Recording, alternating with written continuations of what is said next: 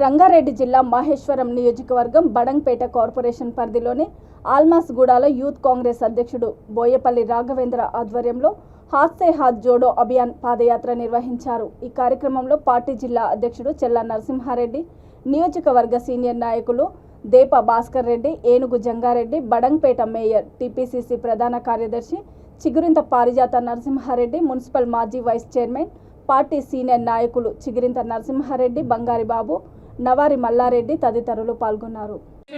అలాగే మరి vice chairman గారు జగదీష్ అన్న గారు, అలాగే వాజీద్ అన్న గారు, మరి పెద్దలు ఇక్కడికి విచ్చేసినందుకు ధన్యవాదాలు తెలియజేస్తూ ఈ కార్యక్రమంలో పాల్గొన్నటువంటి దేప భాస్కర్ అన్న గారు, ఏనుగు జంగారెడ్డి అన్న గారు, సభాధ్యక్షులు నవారి మల్లారెడ్డి అన్న గారు, యూత్ కాంగ్రెస్ అధ్యక్షుడు బోయపల్లి రాఘవేందర్ గారు, అలాగే మహిళా కాంగ్రెస్ అధ్యక్షులు అమృత నాయుడు గారు, మరి మన రాజకీయాలు చేసే వారికి దేవుడే రేపు పొద్దున బుద్ధి చెప్తారు। ఓటమి యుగంలో ఈ రోజు బీజేపీ పార్టీ కాదు, టీఆర్ఎస్ పార్టీ కాదు, దొండే ఇన్ని రోజులు మేము కూడా టీఆర్ఎస్ విమర్శలు చేస్తాం।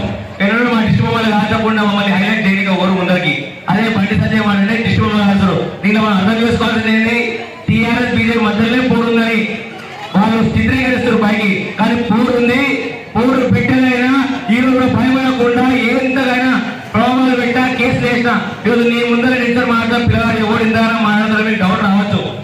నేను విద్యార్థుల కోసమే కొట్లాడి 11 రోజులు జైలు ఉంటే మమ్మల్ని చూడడానికి డైరెక్ట్ రాహుల్ గాంధీ వచ్చిండు, అందుకే నేను మాట్లాడుతున్నా। కాంగ్రెస్ పార్టీ ఆ పదం మాకు ఇచ్చింది, ఈ ఎన్నికల నాయకులు అన్నింటిలో మాట్లాడు ముందుకు నడపని మాకు ప్రోత్సహిస్తారు। అందుకే ఈరోజు అల్మాబాద్ ప్రాంతంలో యువత కూడా మీరు చెప్పేది ఒకటి, మీరు రండి కాంగ్రెస్ పార్టీలోకి, మేము మీకు మద్దతు గురించడం నాలో ఎంతో మంది విద్యార్థి నాయకులు మీకు అన్నగా మీ అందరితో ఉంటారని చెప్పి తెలియజేస్తూ అమ్మా దయచేసి చూడమని చెప్తున్నా।